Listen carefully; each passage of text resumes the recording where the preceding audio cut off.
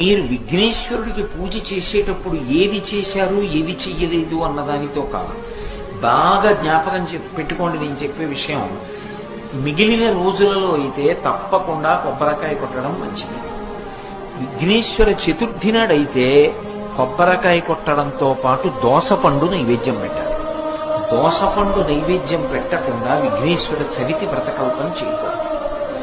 ఉండ్రాళ్ళు కుడుములు అవి సరే, దానితో పాటు తప్పకుండా దోసపండు నైవేద్యం పెట్టి దోసపండు ముక్క ప్రసాదంగా అందరూ తీసుకోవాలి.